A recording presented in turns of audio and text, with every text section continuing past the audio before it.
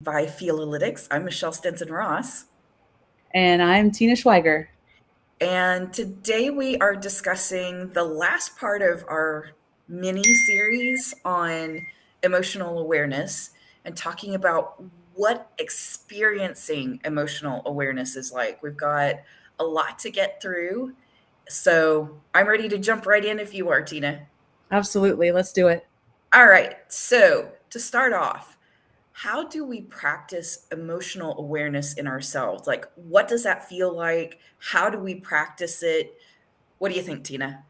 Well, I think it might be helped to kind of look back about what we've talked about on the first two episodes. Mm-hmm. Is that top of mind right now? I know we've talked about different types of emotional awareness, how it's important, how it's related to emotional intelligence.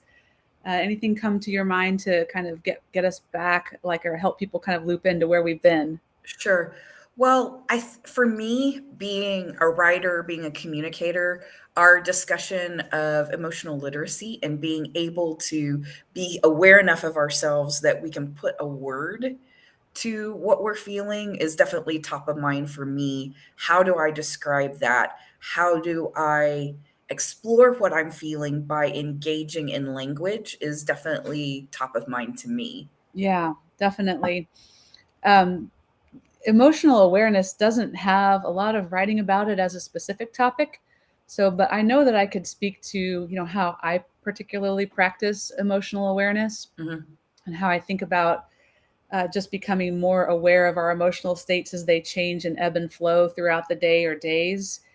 And time, like, so a pause. I think there's a nonprofit organization that we're good friends with called 6 Seconds, and Mhm. the name of their organization is indicative of the amount of time that it takes when you're in a situation and something is happening and maybe you're becoming dysregulated or you're not able to maybe you're becoming dysregulated or you're not able to really control what's going on, or you feel like you're just things are kind of like stress is happening or something is happening. Pausing for 6 seconds and just breathing can calm Mhm. your nervous system down a little bit. So when you're in that fight, flight, or freeze mode, it's almost impossible to like look at yourself from the outside in or to assess anything, because your brain is really just trying to be in survival mode. So that 6 second pause can help us just step back a little bit from that survival mode and become aware of what's happening in our own body and our own emotional state. Mhm. Yeah, mindfulness practice that like let's just pause and pay attention. And the paying attention bit. So some of the things that I heard Brene Brown talking about, especially with the emotional literacy, is embodiment, understanding that emotions aren't just something that, are mental, but we feel our emotions throughout our body and understanding that that tightness in our chest could be, an experience of anxiety that um, the muscle cramps that we get in our necks and shoulders, that's ongoing stress. The butterflies that we get in our stomachs sometimes could be excitement or it could be nervousness. Either way, it's really interesting that when we start to pay attention to how our emotions play out in our bodies through, from the top of our head to the soles of our feet, that you really have to pay attention because there are certain emotions that feel the same way, even though they're opposite emotions. It's true. If you are not even really wanting to like think about like, oh, what might I be feeling right now? Like you could at least pay attention to what your body is doing. Hmm. There's one statement that I've heard before. I don't know who to attribute it to, but it's that basically excitement and fear feel the same in the body, meaning that your heart rate is elevated. You might be sweating a little bit. Things are feeling amped up. But the Hmm. difference is that when you're in a state of fear, you're simply holding your breath. And when you're in a state of excitement, you're breathing. So Mhm. one way to even become, if you can become aware of yourself holding your breath, Right. you might be stressed. It could be as simple as when you're at your desk, you've opened an email, and that email is maybe from somebody that triggers you, and you're like, oh crap, this situation, I don't want to read anything more about it. What do? You're like, and then you read it. Mhm. And that particular physical response is one way that you can be like, wow, let me just stop. Let me take that 6 seconds and let me let that breath go and actually start noticing how I'm feeling about that. Right. And then we can move from there.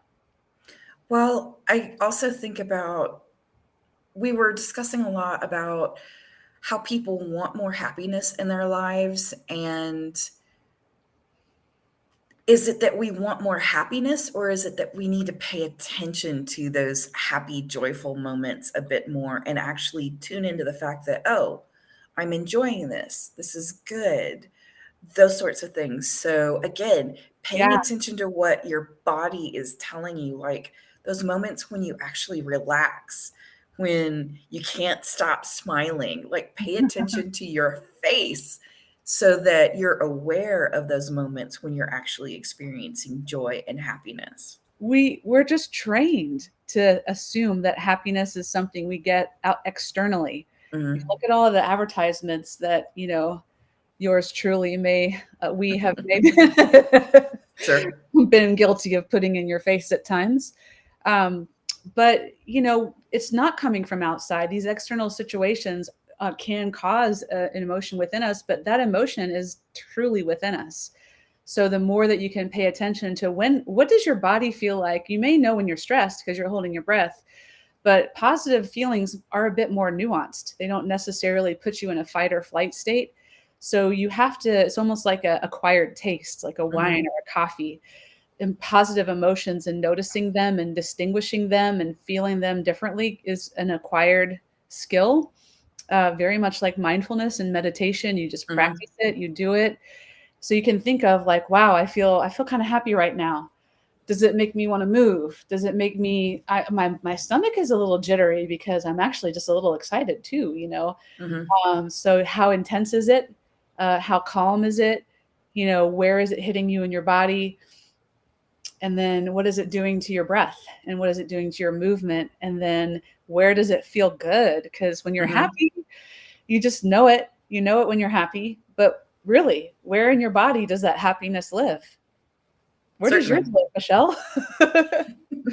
Honestly, I wanna say that one might be a full body experience for me. It's interesting that you said dancing because that's that's what happens to me when I'm really enjoying myself. I wanna get up and move. I feel energized. So that's kind of like a full body thing that my energy levels come up. My posture changes. I readjust my in talking about it, I realized I just readjusted myself in my seat. So, when I'm energized and I'm happy, my posture changes. I tend to straighten up. I'm not, like, curling in on myself. I tend to open up. So, the more you feel yourself opening your body up, that's a good sign. Yeah, it is. Um, since there isn't a lot of research in emotional awareness, there is a lot, but it's not like, say as much as other areas, for example. Mhm, Not to diminish it like there isn't anything. Um, but one of the things that I was looking at just in doing a bit of research is, well, if emotional awareness is a skill and it's a skill like creating mindfulness, how could you parallel those things? So I found a nice articles about mindfulness and how the different parts of mindfulness and how you can build those skills. We can put a link to that article in the show notes. Hayes and mhm, Plum from it, 2007, and it identifies the mindfulness as the ability to have a state of acceptance of situations, something called cognitive diffusion.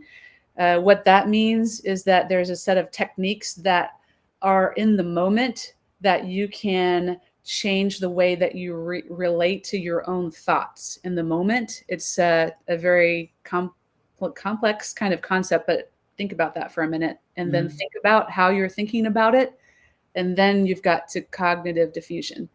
Okay. There's contact with the present moment. So are you daydreaming and watching TV and not knowing even what's going on around you? Or do you hear the subtle hum of the fan and see the blowing of the trees outside the window, for example? Are you aware of what's happening in the moment? And then the other was self as context, which is the ability to recognize that you yourself are different from the thoughts that are swirling inside your head. So I took those constructs and paralleled them to emotional awareness, and they do parallel really well. So I think the theory that this is a skill we can all build is something that has a lot of credibility to it already. We can practice an acceptance without judging of the emotions that we're feeling in the moment. So if I am feeling stressed, I can be like, you know what? I'm feeling stressed, or like, I'm nervous. There might be people watching us right now. Oh my gosh, I'm nervous. I'm not going to judge that, say, oh, I shouldn't feel this way, or this isn't how a person and sitting here should be feeling. I'm not going to judge that. I'm accepting how I'm feeling without judging it. So it's very parallel with mindfulness. The cognitive diffusion component, diffusion is regulating. You can regulate your emotions by changing the way that you relate to the experience of the emotion. So if you have a habit of judging yourself for getting nervous, for example, or stressed in certain situations, try thinking about the situation, your own experience differently. That's a way to do it. Present contact with the present moment. So being aware of your emotions in the state as they're happening. You can practice that. And then self as context. So can you describe your emotional experiences independent of you, rather than, because a lot of people would say, like, how are you doing? I am happy. Does that mean you are the emotion happy? Or which is quite different than, oh, I feel happy, man, this is great. So thinking about the distinguishment between over identifying with your emotions, be they positive or negative, that ability to know that you are a human, you are experiencing these emotions, that these emotions are not you. They're something that you're experiencing, and making that separation is another way to think about it that can be helpful. Ah, that's fascinating. Again, language. It's so interesting how language drives how we think. So as we begin to start paying attention to how we experience, we're aware of our own emotions, how does that then translate? What skills do we need to develop to be more emotionally aware of the people around us? Man, acceptance. So we went through the constructs, but then how do you actually develop the skills around those?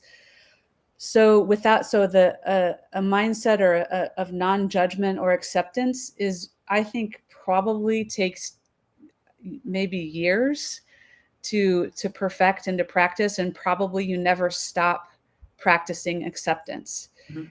Um, I think that the moment that you're angry about something, or you find yourself having snarky, we can be habitually judgy, right? Oh, yes, Anybody? absolutely. Anybody? I think we're socialized to be judgmental. We are. Oh my gosh, we are. The moment you could stop yourself from even what may be the positive judgments that you're making. You may be like looking around, somebody's walking by, you're like, oh man, that person's outfit, like how, like, I really like that outfit, or how could they wear those shoes or whatever. You can notice in the moment that says, you know what, I'm judging that person's outfit. I'm going to just stop. And then you just stop. And then Mhm, that's the practice. And it does take many years to do that. mhm, Your mind keeps tricking you. right.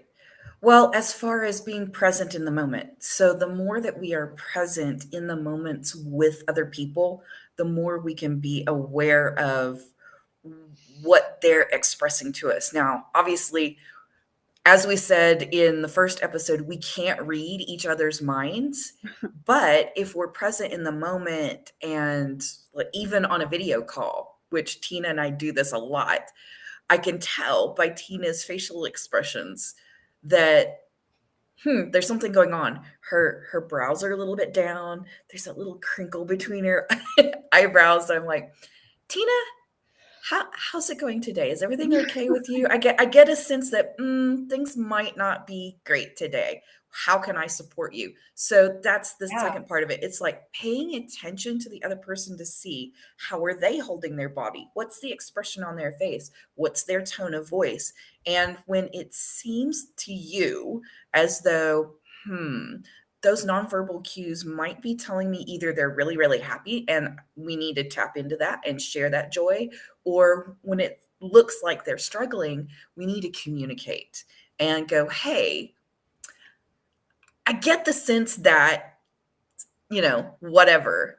Is Yeah. that right? Is that what you're feeling? Yeah, I think that noticing our own emotions also parallels to noticing the physical, like even if you're not even thinking about emotions, like just noticing people's body language or if they seem uncomfortable. We pick up on those things instinctually. It's just a matter if you're aware that you're picking up on them or not. And then how to address that is, empathy, right? That's the Mhm, practice of empathy. So to your point, pausing for that 6 seconds, the pause is critical. Going, hey, is everything okay? And then before you want to jump in and suggest what they may be experiencing, you may want to draw conclusions or fix or help. These are mhm, all natural desires. Hold yourself back for at least 6 seconds and leave the space empty for them to gather themselves for a minute, because they might be a little caught off guard that somebody has noticed that they're not doing that great today or something's up, mhm. and they might just need a minute to gather themselves before that they can respond with their own experience and what that is, rather than us layering something on top of what they're experiencing from our own perspective. Yes, and being present and paying attention to not only ourselves, but those around us is the key to being able to do that. So let's get into something kind of complicated. Help us understand emotional complexity. What would the experience of multiple emotions or a blend of emotions actually feel like? So it might feel confusing, right? Um, Emotional complexity, I think, I would call it like advanced emotional awareness. Mhm. Um, we've pointed out Brené's book a lot, and her research came up with, what is it, like happy, sad, mad, something like that, Right, the right. three. She calls it the, sad, mad, glad triad. Yeah, right. And like we had talked about before, those are the primary colors. Mhm, So, if you're a person who's normally living in the experience of the sad, mad, glad triad, then you're in that like red, yellow, blue color palette. You're kind of there, and it's sort of one or the other or the mhm, other, and it's black or white. And so I think that it's the practice is what's underneath that, and what, like, say it's a mad, just mhm, take one of those, and you're mad, uh, but could there be a tinge of jealousy? Could there be a bit of contempt? Uh, could you be judging at the same time? mhm, And when you can start kind of digging a little bit deeper underneath those broad stroke categories and getting curious, and maybe it's just having a list handy, which I'm gonna have that for you soon. Probably like September. All 144 emotions are coming out in a way that you can interact with them, play with them, sort them, organize them, learn about them, try to identify if you're feeling them, and get curious and say, hey, I'm in the general category of mad. Like, what, like 12 different emotions within mad are mhm, there? And could I be feeling any more of those? And some of those, they can unlock deeper awareness within yourself about your own history and what makes you tick as a unique and individual human. It's really cool. You mhm. can learn more about yourself. So, I actually have an example from last night on this one. I got an opportunity to speak to a group of HR professionals. However, the this speaking engagement was very different from my normal speaking engagements. Like things that I've done before, I've had 30 minutes to talk. This time I had 5 minutes. And I have to tell you, leading up to this, I felt nervous and worried and like, is this going to work? I'm not so sure. I had a lot of doubt in myself that I would be able to pull this off because it was not like anything I had ever done before. Wow. And I happened so the event was organized with one group of people and then like an intermission break and then another group of people. And I was in the second group of speakers. So I sat through like 5 of these 5-minute talks. I'm like, oh, wow, these people were really great. How am I going to follow that up? So there's this little bit of I was experiencing like joy and excitement because the speakers were really great and I loved what they were saying, but I was also experiencing some comparison where I'm like, oh my gosh, is my talk going to measure up to this because they were really really great? And I'm like, so again, I cycling through like excitement and enjoyment and I don't know about and a little bit of doubt and I'd work through the doubt and go, no, I can do this. This is going to be fine. Like I said, we had an intermission. I got a chance to get up and talk to some people and just kind of like bring my anxiety back down again. And then I had to wait backstage for a couple of minutes. They're 5 minutes, so they've got like three of us, one on stage and two waiting backstage. So you're listening to this, and again, the nerves, the butterflies, that feeling of I really want to give my best. I really want to make sure that the audience enjoys this, that I don't flop or flub up or any of that. So that feeling of responsibility to the audience in that moment starts to kick Yeah. in. And I then I could get break out that of, down. Well, like even right yeah, there, like you were experiencing all the the dimensions of emotional awareness. You just went through all of them. So you had a state awareness, meaning that you were confronting yourself with your changing emotions in the moment, right? You mm-hmm, had event awareness, meaning that you were aware of the life event you were in the middle of that was causing this emotion to happen within you. You had complex sensing at the mm-hmm, same time. You were like, oh gosh, I'm nervous, but I'm also excited. But, so there was this complexity. You were also physically aware of what was going on in your body. You were like, oh, you were where you were physically. You were in the green mm-hmm, room. You were getting ready. You knew where you were in physically space and time and how that impacted your emotions. And you experienced empathy because you're like, wow, I don't want to disappoint this whole crowd out there. And right, I'm right, really loving what these other people are doing. So all kind of like 5 dimensions of right. emotional awareness. Good job.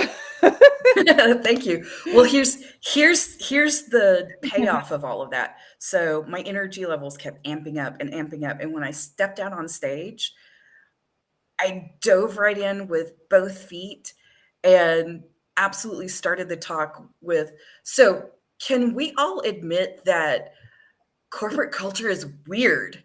And I immediately started getting laughs. So, like, for the first 2 minutes of talking, I had the entire room laughing. And man, that was the Awesome. best feeling, that to instantly walk out on stage and connect with the entire room was just like, okay, now I know I got this. I've got them right where I want them. So yeah, lots Whew. of Oh, emotional experiences in a very short amount of time. and the bigger payoff for you as it relates to other humans is that you know how that feels to be nervous, to be feeling, I don't know, inadequate, maybe something. And you could, Mhm, if somebody else was in that situation and they were nearby you, you probably would recognize what they were going through because you yourself have been mhm, aware of your own experiences. And you may be like, hey, FYI, just take a breath. It's going to be fine. mhm, mhm. Well, this is Or why so many people are terrified to get up in front of an audience and try public speaking because it can feel so scary. It is also why public speaking can trigger that sense of imposter syndrome in a lot of people where they're up in front of an audience, they feel that responsibility to do a good job, and yet there's something in the back of their head telling them you're not really good enough, you don't know enough, whatever the case may be. There's a little bit of negative self-talk back there telling them you really don't belong here, but you Mhm. do. And you need to be able to recognize that that's what's going on, that there's something in your own mind that's telling you you don't belong here, and be able to pause and go, wait a minute, yes, I do. I was invited. This is a topic that I know well, all of those things, and be able to just like tell that inner critic that it can be quiet. We're safe here. This is okay. We're going to If do a you great job. if you've been listening this long, you're going to get a really nice little treat here. I'm going to tell you this is kind of the secret to life, I think. You can choose your own thoughts. You can choose whether to have them or not, and you can choose what they are. And those choices impact how you feel. So you're more in control than you realize. Mhm. So choose good ones. I was talking with my studio manager just the other day, and she was telling me, she's like, I'm actively working on my self talk. I'm like, awesome. Tell me about that. Mhm. She's like, I just noticed that I tend to just like I'm not giving myself these really big lectures anymore where I'm just telling myself about how bad I am and I'm no good. And like I've kind of healed a lot of that. But Mhm. what I find now is I have these little quips that come up, these little reactions, these little almost self judgments. And those Mhm. little self judgments then turn into to thoughts about ourselves. And she's like, I'm really working on just noticing those and replacing them with good thoughts about myself. And I'm That's like, yay, amazing. good That's job. great.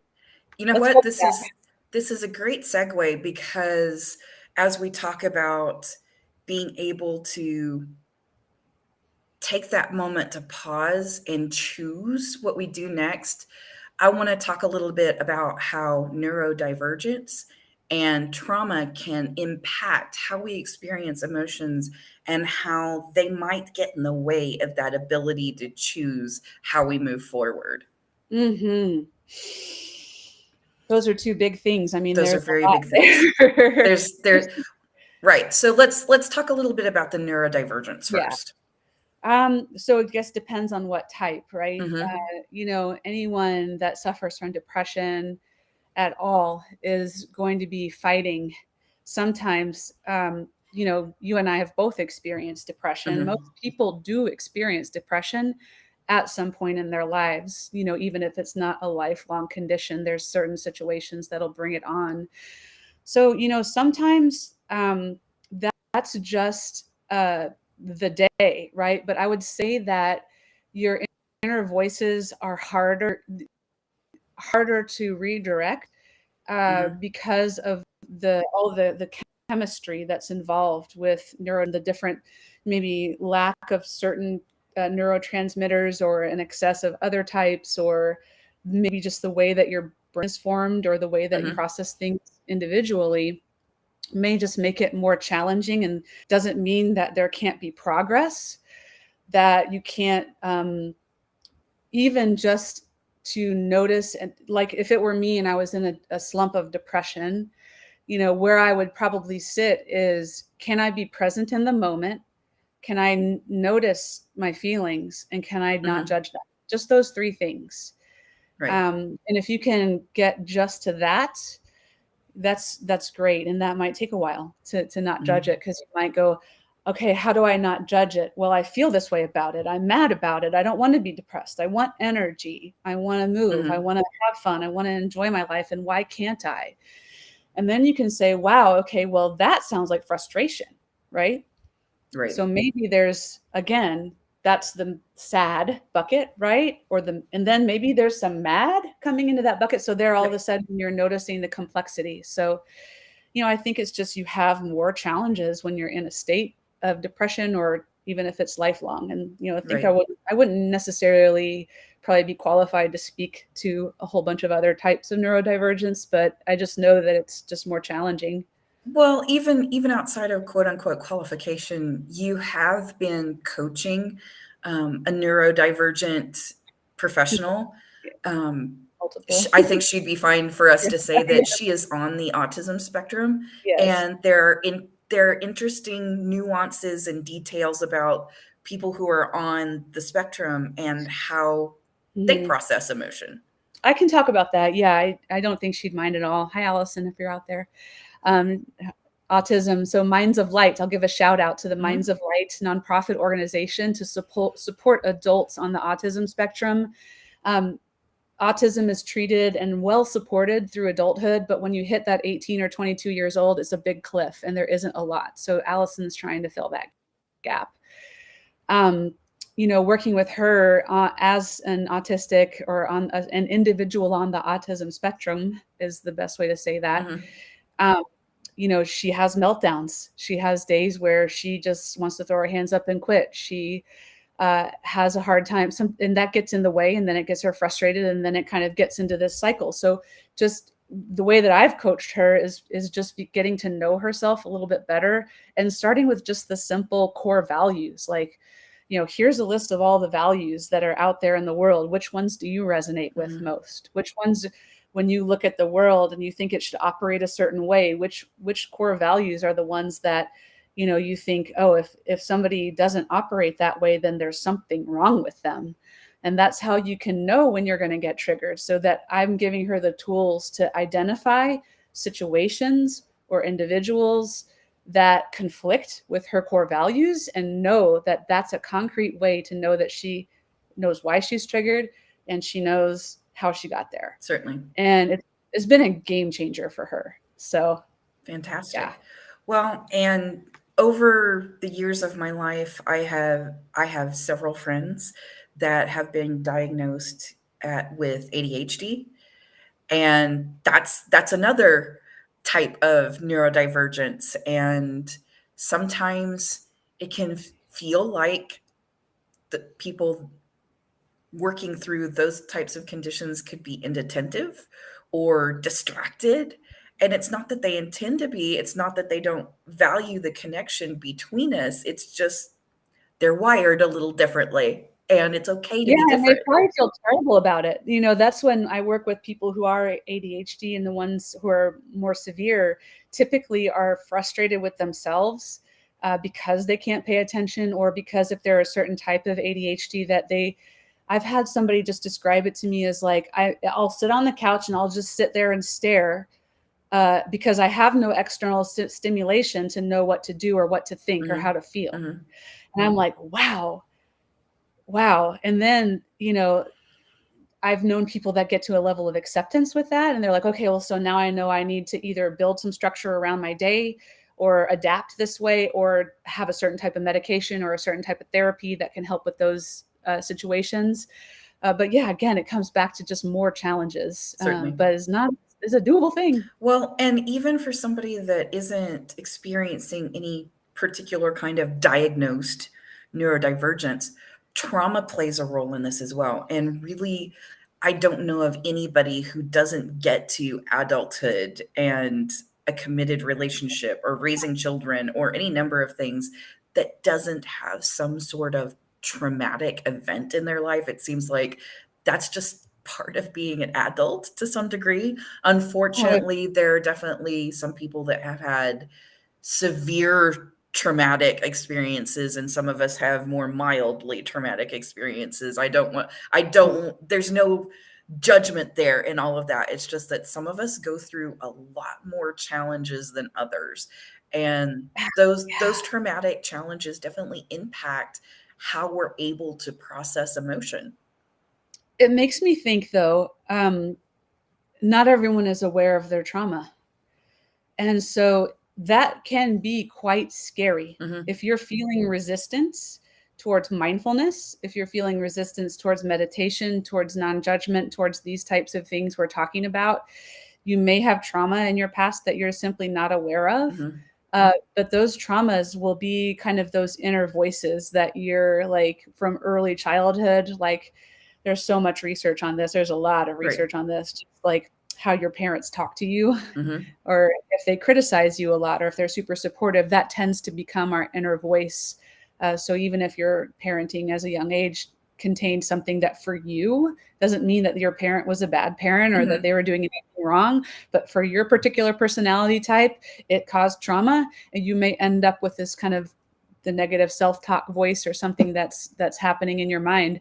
um, and it can make diving into the realm of becoming aware of your emotions and exploring that really scary, Mhm. because you could end up uncovering trauma that you didn't know existed. So just a public service announcement: make sure you've got a good therapist if you don't have Yep. one. BetterHelp, there's a lot of resources out there where you can find support. We all need it, Mhm. so don't hesitate. Well, and once you've for a lot of people, experiencing some kind of trauma kind of sets you on edge to where you're constantly looking out for the next experience of it and trying to preemptively protect yourself from experiencing that again, which then triggers all kinds of weird controlling behaviors where you're trying to not only control yourself, but possibly control others around you in order to Mhm. prevent another traumatic experience. And so it can impact how open you are to experiences and people around you as well. Mhm. So if you're feeling kinda judgy about all this, there might be some unresolved trauma. But it does, it impacts it impacts everything. Sorry, I giggle because I'm find a lot of humor and joy in a lot of things. Yes. But, it impacts how you talk to yourself, it impacts your willingness or ability or desire to experience your emotions, and it changes the structure of your It brain. does. It really does. So it's not easy. So don't judge yourself too harshly Mhm. if you're judging this. Let's get a little more meta.